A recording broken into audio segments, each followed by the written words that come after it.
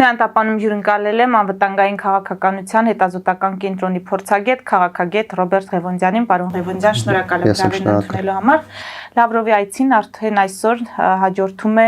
Ռուսաստանի Դաշնային ժողովի Դաշնության խորհրդի նախագահ Վալենտինա Մատվիենկոյի այց Հայաստան։ Գիտեք, որ նրան դիմավորել է Ալեն Սիմոնյանը բավականին ջերմ օդանավակայանում, ըստ ռուսական կողմի Մատվիենկոն Հայաստան է գալիս, որպեսզի հայ-ռուսական միջպետական հարաբերություններին նոր լիցք հաղորդի։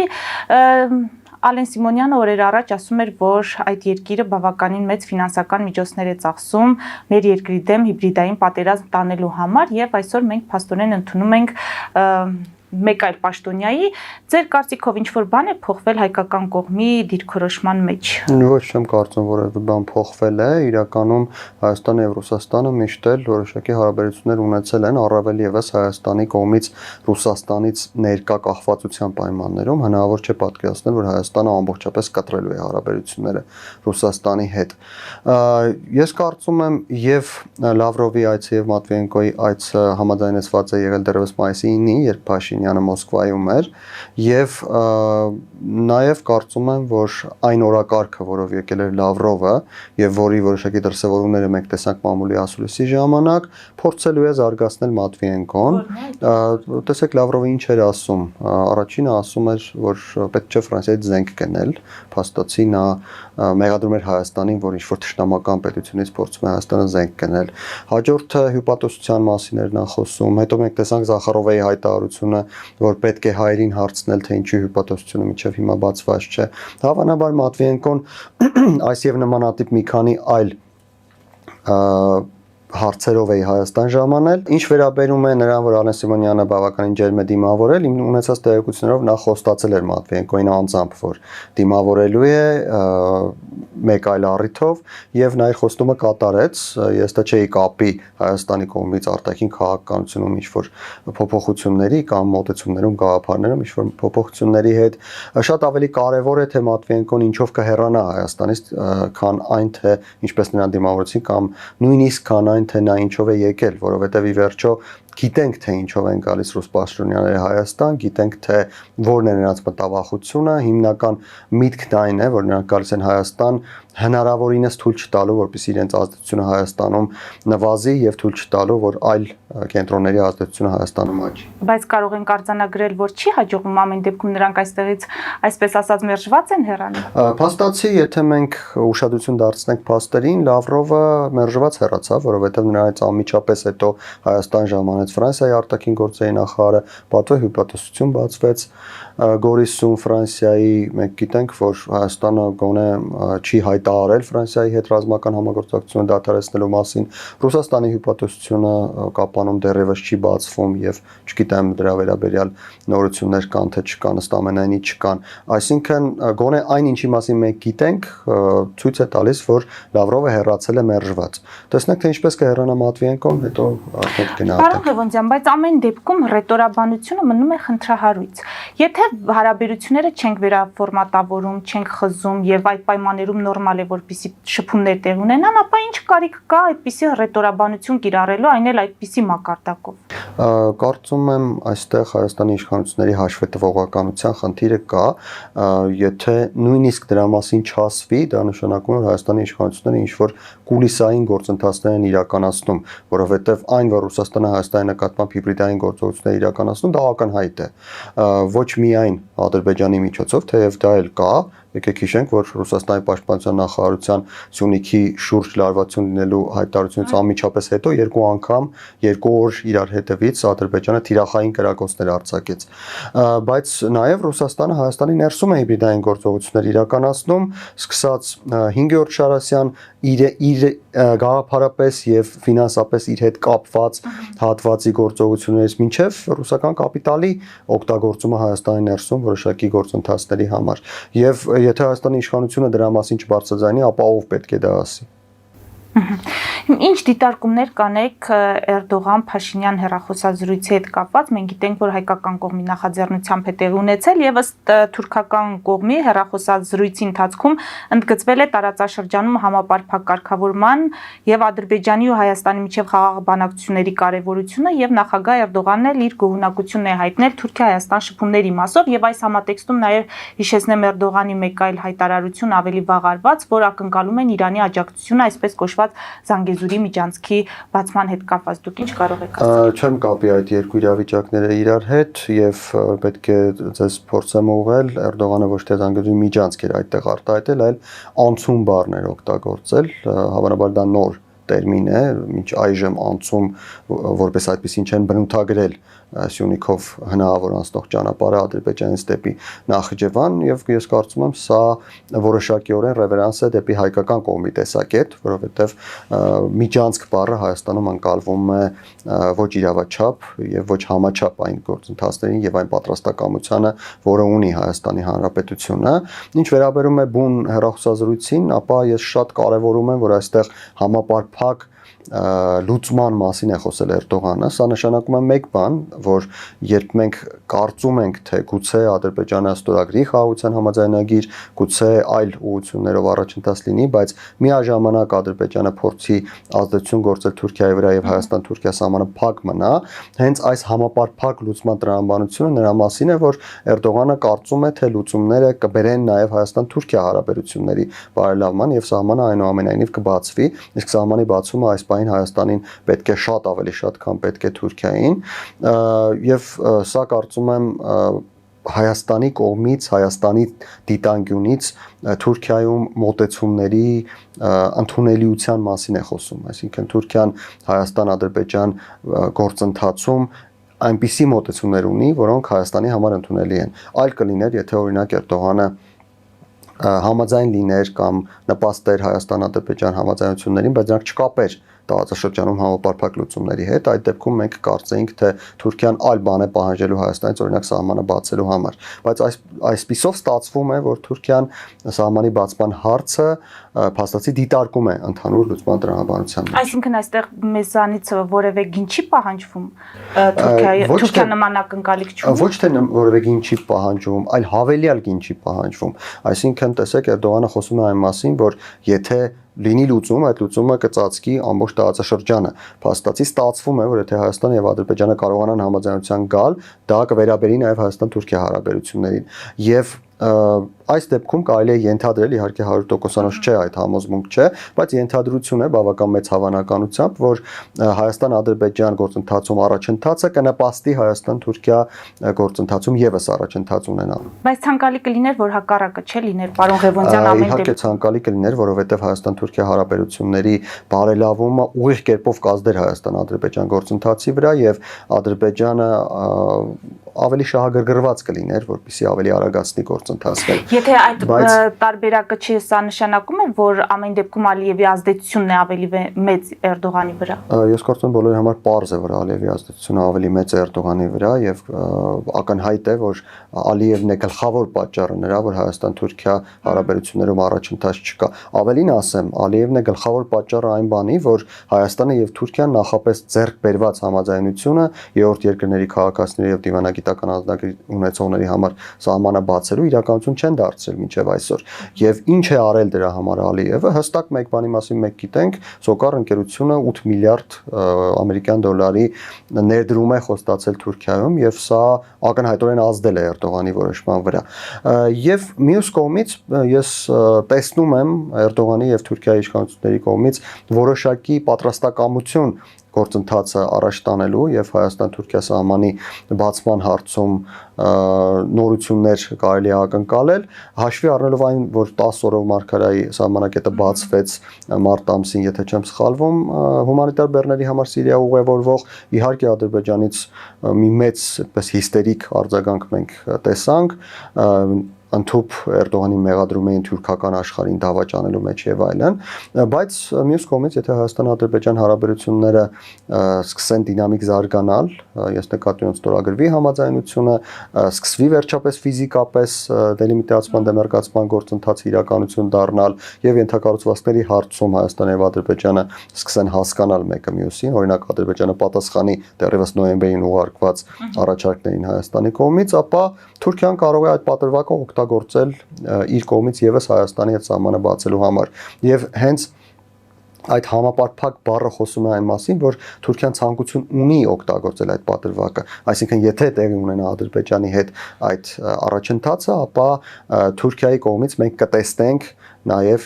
որոշակի գործողություններ։ Իսկ ինչու առաջընթաց չի նկատվում հայ-ադրբեջանական հարաբերություններում եւ որքանով է այս համատեքստում կարեւոր աշխարհաքաղաքական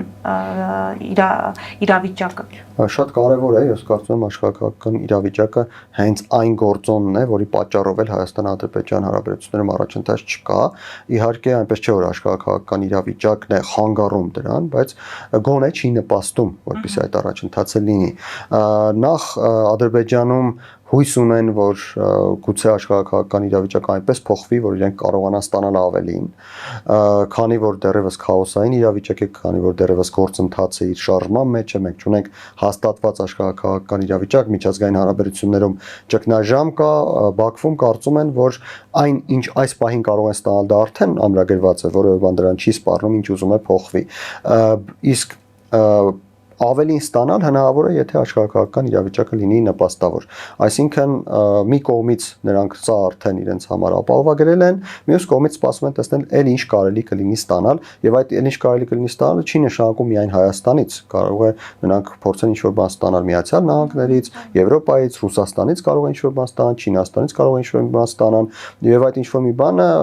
բանի բազմաթիվ դրսևորումներ կան, սկսած ֆինանսական հնարավորություններից, օրինակ Ադրբեջանը կարող է պայմանավորվել եվրոպական երկրների հետ, Եվրամիության հետ, Հայաստանի հետ համաձայնության պայմանագիրը ստորագրելու դիմաց ստանալ ինչ-որ մաքսային արտոնություններ, կարող է պայմանավորվել տնտեսական ներդրումներ իր երկրում եւ այլն, բազմաթիվ են այդ հնարավորությունները։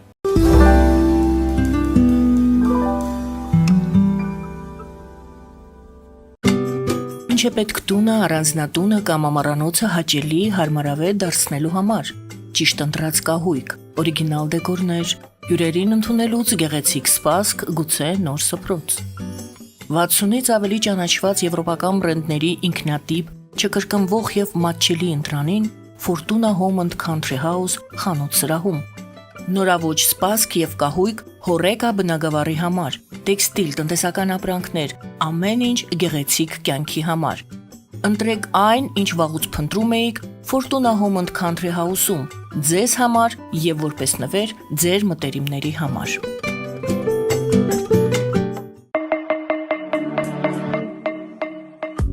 Յուրաքանչյուր զարդ գլուխ գործոց է, պատրաստված ամենայն ճշգրտությամբ եւ կրքով, որոնք կընդգծեն ձեր անհատականությունն ու գեղեցկությունը։ Մեր զարդերը պարզապես աքսեսուարներ չեն, այլ սիրո խոստովանություններ, որոնք կդառնան ձեր հիշողությունների խորհրդանիշը։ Դրանք ձեզ կդարձնեն ոճային եւ գրավիչ։ Ձեր պատմությունը սպասում է։ Ֆելիչե ժամանակակից ատամնաբուժական կլինիկա։ Այստեղ հարմարավետությունն ու խնամքն առաջնային են։ Այստեղ կիրառվում են ատամնաբուժական ամենաժամանակակից տեխնոլոգիաներ, ճշգրիտ ախտորոշում, արդյունավետ բուժում, նուրբ փորձառություն եւ անհատական մոտեցում։ Սկսած սովորական մանրուքներից մինչև առաջադեմ ընթացակարգեր, այստեղ դուք գտնվում եք բարձր որակավորում ունեցող եւ փորձառու ատամնաբուժական մասնագետների ձեռքերում։ Մեր բարեկամական եւ հյուրընկալ անձնակազմն այստեղ է յուրաքանչյուր այցը հաճելի դարձնելու համար։ Ֆելիչե, ձեր առողջ եւ ամենաերջանիկ շպիտը սկսվում է այստեղից։ Եկեք եւ բացահայտեք նորարարության փորձագիտության եւ կարեկցանքի կատարյալ համադրությունը։ Երևան շիփինգ, սենսացիա ստեղ, հա։ Այո, ճիշտ եք եկել։ Սանդրոցներ Երևան ուղարկելը $2.99 օթանավով։ Այո, Իսկ եթե դոլար ուղարկես, դոլար ստանան։ 1%, հա։ այո, Իսկ որ տանեն տուն հասցնեն, էլի 1%, հա։ 2%։ Երասը ծրի է, էլի։ Ժողովուրդ սենսացիա, ծրի է։ Նորդ Հոլիվուդ, Գլենդել։ Jackpot հագուստի վաճառակենտրոնը վերաբացվել է Թահանգա քաղաքում։ Նոր տեսականի, նոր արժեքներով ու նոր զեղչերով։ Եվրոպական հագուստ եւ կոշկեղեն կանանց, տղամարդկանց եւ երեխաների համար։ Օծաներիք, ճամպրուկներ, պայուսակներ, գիշերանոցներ, գոտիներ եւ դրամապանակներ։ Մեծ ապրանքատեսականի, մեծ զեղչերով։ Համեցեք Jackpot Թահանգայում։ Հասցեն 7057 Foothill Boulevard։ Հեռախոս 818 813 2252։ Jackpot։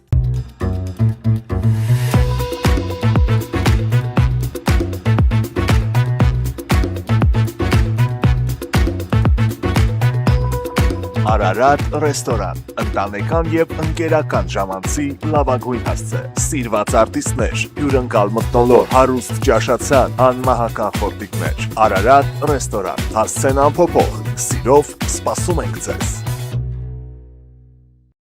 Լավագույն պաղպաղակ, բնական, համեղ եւ մատչելի գներով պաղպաղակը կարող եք ձեռք բերել բոլոր հայկական խանութներում։ Պահանջեք հայկական պաղպաղակ, Թամարա պաղպաղակ։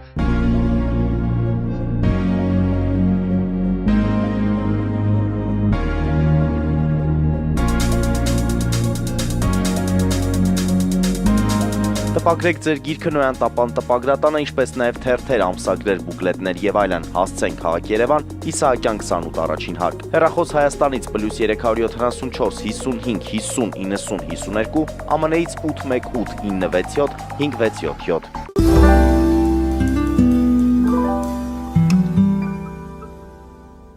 Վերադառնանք Գորիսում Ֆրանսիայի պատվո հյուպատոսության բացմանը, սա ասում են, քանի որ գլխավոր հյուպատոսություն չէ, չպետք է գիրագնահատել, մինչդեռ մենք գիտենք, որ Հայաստանում Ֆրանսիայի դեսպանը բավականին նշանակալից գնահատեց այս իրադարձությունը։ Հիմա սա որքանով է կարևոր մեզ համար եւ մեր երկրի շահերի տեսանկյունից։ Շատ կարևոր է, որ Ֆրանսիան ունի դիվանագիտական ներկայացուցչություն Սյունիքում։ Մենք տեսանք, որ վերջին տարիներին բավական մեծ է ուշադրությունը Ֆրանսիայի Սյունիքի նկատմամբ եւ դա պատահական չէ։ Դա կապված է նրա հետ, որ Սյունիքը աշխարհակահաղական կարևորագույն հանգույց է դառնում, առավել եւս եթե սահմանների բացումն իրականություն դառնա,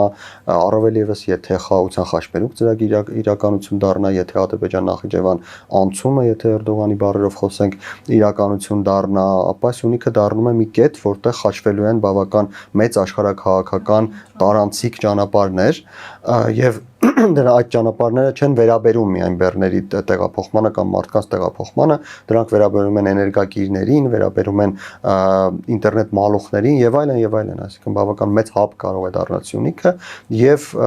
բնական է, որ դրա նկատմամբ կա բավական մեծ հետաքրքրություն, այդ հետաքրքրությունը մենք տեսել ենք Իրանի կողմից, Ֆրանսիայի կողմից, Ռուսաստանի կողմից, պատահական չէ, որ Լավրովը Հայաստան էր եկել եւ հյուպատոսանի մասին էր խոսում, հետո էլ բողոքում էին, որ իրենք չունեն այնտեղ հյուպատոսարան։ Եվ Ֆրանսիայի կողմից այդ դիվանագիտական ներկայացուցիչություն ունենալը նշանակում է, որ Ֆրանսիան տեղում է, ներկա է եւ հնարավոր զարգացումների դեպքում պատրաստ է իր շահերը պաշտպանել այդ հաբում կամ մաս ունենալ նրանից ինչ որ այդտեղ կկատարվի։ Սա Ֆրանսիայի շահը, իսկ Հայաստանի Հանրապետության համար սա լրացուցիչ անվտանգության ռիսկերի նվազեցման գործոն է, որովհետև ինչքան շատ դիվանագիտական ներկայացուցչություն, ինչքան շատ ուշադրություն, հետաքրքրություն, այնքան ավելի մեծ անվտանգություն Ադրբեջանի կողմից հարձակման դեպքում կամ հարձակման վտանգի դիմաց, եւ սա նշանակում է, որ այս հարցում Հայաստանի եւ Ֆրանսիայի շահերը համընկնում են։ Պարոն Ղևոնդյան, մեր հարցազրույցը ամփոփենք ներքաղաքական վերջին զարգացումներով, դուք անդրադարձել եք եկեղեցի, ավելի շուտ կաթողիկոս Նիկոլ Փաշինյան այս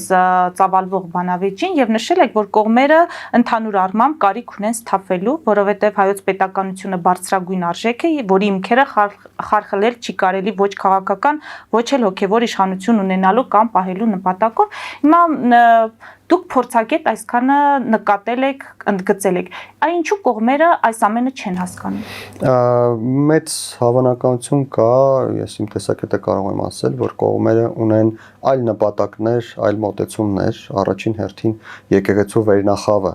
որոշակիորեն այլ Հայաստանի արտաքին քաղաքականության այլ տրամաբանություն է ցանկանում եւ մենք դա տեսնում ենք սկսած Բագրատ Գալստանյանի խոսքերից մինչև վերջացած մինչև կաթողիկոսի ուղերձներ, որտեղ նրանք արտաքին քաղաքականության վերաբերյալ այլ պատկերացումներ են ներկայացնում, թե ինչքանով կապ ունի եկեղեցին արտաքին քաղաքականության հետ, ես ճիշտ ասած չեմ հասկանում, բայց մյուս կողմից հաշվի առնելով, որ իրավիճակը պայթյունավտանգ է եւ եկեղեցին եւ իշխանությունը իմ կարծիքով պետք է հետ քայլ կատարեն։ Այլ է այստեղ հարցը, որ եկեղեցին նշած արտաքին քաղաքականությունում իր մասնակցության թեկուզ նույնիսկ հայտարարությունների մակարդակով մասնակցության միջոցով փաստացի մտել է քաղաքական դաշտ։ Եկեղեցին թե առանձին հոգևորական էր Եկեղեցին ասելով ես նկատի ունեմ կաթողիկոսին, որովհետև իր ուղերձներում կա այդ համատեքստը եւ բարձրագույն դասի եկեղեցականներին, խոսքը առաջին հերթին երկու եկեղեցականների մասին, ովքեր շատ ակտիվ են, Շիրակի թեմի առաջնորդը եւ Բագրատ Գալստանյանը, եւ նրանք փաստացի մտել են քաղաքական դաշտ, իսկ մտնել քաղաքական դաշտ նշանակում է իրավունքների հետ միասին նաեւ ձեր վրա վերցնել պարտականություններ, իսկ այդ պարտականությունները նրանք են, որ նրանք պետք է ենթարկվեն քաղաքական դաշտի կանոններին, քաղաքական դաշտի կարգավորումներին, իսկ քաղաքական դաշտը միայն գրված օրենքները չեն, քաղաքական դաշտը նաև այն է, որ քաղաքական դաշտում ցանկացած այլ դերակատար կարող է ձեզ ինչ-որ մի հարց տալ, կարող է ձեզ ինչ-որ մի հարցում մեղադրել եւ դուք պարտավոր եք, եթե ցանկանում եք քաղաքական դաշտում գործունեություն ծավալել, պարտավոր եք այդ հարցերին պատասխանել։ Հիմա դրանից օգտվել է Հայաստանի իշխանությունը, դրանից օգտվել է Հայաստանի վարչապետը եւ այդ տրամաբանության մեջ հարցեր է ուղղել եկեղեցուն, իսկ եկեղեցին դրան պատասխանում է, որ դա ձեր գործը չէ։ Եթե դա մեր գործը չէ, ապա դրա տրամաբանությունը այն է, մեր գործը ես նկատում եմ նաև մեզ հանրությանը, որովհետև հարցերը, որոնք տրվում են քաղաքական դաշտում, դրանք հանրային են, դրանք բաց են եւ հանրությունը իրավունք ունի տեղեկանալ դրա մասին։ Եթե դա հանրության գործը չէ, ապա այդ նույն տրամաբանությամբ իշխանությունը կարող է ասել, որ ուրեմն արտաքին քաղաքականությունը ձեր գործը չէ, որովհետև եկեղեցին չունի նման գործառույթ արտաքին քաղաքականությունում որոշումներ կայացնելու կամ նույնիսկ դրանց մասին հայտարարություններ անելու։ Մյուս կողմից, եթե եկեղեցին ցանկանում է օգտվել հանրության մաս լինելու իր իրավունքից, ապա ստացվում է, որ նաև տալիս է իրավունք հանրությանը տեղյակ լինել իրենց ներքին գործընթացներից։ Այստեղ մեկը մյուսով փոխպայմանավորված են։ Այնպես որ կարծում եմ եկեղեցին, եկեղեցու իմ նշած գոնե հոգևորականները եւ կան նաեւ այլ մարդիկ, այլ հոգևորականներ պետք է առաջին հերթին հասկանան, թե իրենք որտեղ են իրենց պատկերացնում, ինչ գործառույթներ կարող են իրականացնել, որ գործառույթներ չեն ցանկանում իրականացնել եւ արդյոք այդ գործառույթները իրականացնելիս լրացուցիչ պարտավորություններ իրենց վրա վերցնում են, թե չեն վերցնում։ Մյուս կողմից իշխանությունները պետք է փորձեն խնդիրը լուծել ոչ թե քաղաքական դաշտի հավասարի մակարդակում, ինչը փորձեց անել Հայաստանի Հանրապետության վարչապետը, թեև վերջին իր գրառման մեջ նա հետ քայլ կատարեց, նշելով, որ կաթողիկոսը իր համար գերակա արժեք է։ Ոչ, վերջին գրառումը այսօր է արել, Այսօրվա գրառմանը ուշադիր չեմ եղել։ Որ կաթողիկոսը, եթե լռում է, նշանակում է ինքը չի հերքում առնվազն այդ զավակ ունենալու։ Ես դրա մասին չեմ խոսում, տրամաբանությունը այն է, որ կաթողիկոսի գերակայությունը, որպես հոգևոր առաջնորդ, որպես աներկբա հեղինակություն Հայաստանի վարչապետը ընդունեց եւ դա ողջունելի է, դա նշանակում է, որ Հայաստանի վարչապետը փաստացի հետ քայլ արեց հավասարի դիտարկելու տրամաբանությունից։ Հասկանալի է, որ կաթողիկոսն էլ իր խոսքը պետք է ասի, նույն հարցին պետք է պատասխանել, որովհետև հանրությունը ցանկանում է տեղեկանալ, իմանալ այդ հարցի պատասխանը։ Կարծում եք կպատասխանի։ Եթե լռում է, դա մենք ինչպես։ Տեսեք, եթե եկեղեցականները որոշել են, որ իրենք պետք է քաղաքական դաշտում գործունեություն ծավալեն, ես ասացի, ուրեմն իրենք պարտավոր են պատասխանել նման հարցերի։ Նման հարց չէր առաջանա, եթե եկեղեցականները քաղաքական դաշտ չմտնեին, գոնե իշխանությունների մոտ չէր առաջանա, գուցե հանրության մոտ առաջանար, գուցե կաթողիկոսը չպատասխաներ հանրության հարցերին, բայց այն, որ նրանք քաղաքական դաշտին վերաբերող գործողություններ են իրականացրել Բագրատ Գալստյանի եւ Աջապահյանի դեմքով, նրանք հայտարարություններ են տարածել կաթողիկոսի կողմից եւ այլն, որոնք վերաբերում են քաղաքական դաշտին, արդեն որոշակիորեն քաղաքական իմաստով եկեղեցու առաջնորդների եւ Հայաստանի իշխանությունների դիրքերը մոտեցրել է իրար։ բայց չի հավասարացրել, որովհետև ամեն դեպքում Հայաստանը աշխարհիկ պետություն է եւ իշխանությունները միակ իրավունք ունեցող օրգանն են Հայաստանում, որը կարող է քաղաքականություն վարել եւ որոշել քաղաքականության ուղղությունը։ Եկեղեցին կարող է իր կարծիքը հայտնել, բայց այդ դեպքում նա պարտավոր է նաեւ քաղաքական դաշտի կանոնային համապատասխան պատասխանել նույն իշխանությունների հարցերին, նույն հանրության հարցերին, նաեւ ինչու ոչ ընդդիմության տարբեր թևերի հարցերին, եթե նման հարցեր կառաջանան, եւ այստեղ հարցն այն է, որ եթե հետքայլ են կատարում, ուրեմն պիտի կատարեն հետքայլ թե եկեղեցին, թե իշխանությունները միաժամանակ։ Եկեղեցին պետք է հայտարարի, որ ինքը քաղաքականությամբ չի զբաղվում, քաղաքականության մեջ չի լինելու, օրինակ Բագրատ Գալստյանն պետք է հեռացնել եկեղեցու շարքերից, որովհետև նա ակնհայտ քաղաքական վարք է դրսևորել եւ այս դեպքում գուցե այդ հարցերը անպատասխան մնալը այդքան մեծ ազդեցություն չունենան Հայաստանի հեղինակության, Հայաստանի պետականության առումով։ Իսկ եթե ոչ եկեղեցին գտնում է, որ իրենք իրավունք ունեն եւ շարունակում են քաղաքական գործունեություն իրականացնել, ապա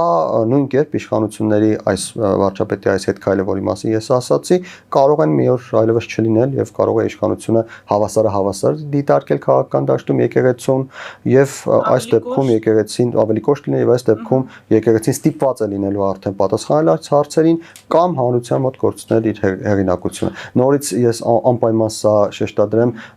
ասելով եկեղեցի նկատի ունենք այն եկեղեցականներին, ովքեր այս բանի քաղաքական դաշտում մասնակցում են, որովհետև եկեղեցին շատ ավելի բազմաշերտ է։ Այս թեմայի հետ վերջին հարցը պարոն Ղևոնդյան, Ալեն Սիմոնյանը չի բացառում եկեղեցուն առնչվող փոփոխությունները սահմանադրության մեջ, որը կենթադրի պետության վճռորոշ ձայն ունենալու իրավունք կաթողիկոսի ընտրության հարցում։ Եթե այսպիսի փոփոխության գնան, սա նորմալ է, սա ճիշտ կլինի կամ ուր կտանի մեզ, եթե այսպիսի բան նախաձեռնվի։ Ես կարծում եմ դա դեռևս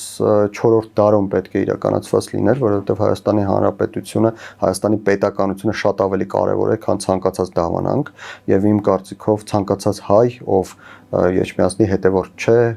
քրիստոնյա նույնիսկ քրիստոնյա չէ, մուսուլման է, մուսուլման հայեր կան, բուդդիստ է, աշխարհիկ է, աթեիստ է, ընդհանրապես ոչ մի բանը չի հավատում, նա առաջին հերթին հայ է, հետո նոր քրիստոնյա, մուսուլման, բուդդիստ կամ աթեիստ, այնպես որ շատ ավելի կարևոր է պետությունը, շատ ավելի կարևոր է Հայաստանի Հանրապետությունը, քան հայ առաքելական եկեղեցին, եթե փորձենք այդպես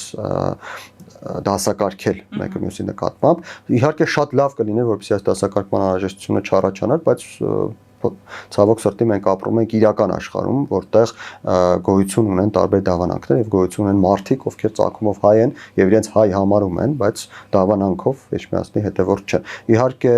ես բազմաթիվ անգամներ մասնավոր զրույցների ժամանակ Էջմիածնի տարբեր ներկայացուցիչներից լսել եմ, որ նրանք այդ մարդկանց հայ չեն համարում, բայց ինձ համար դա աննորմալ երևույթ է, երբ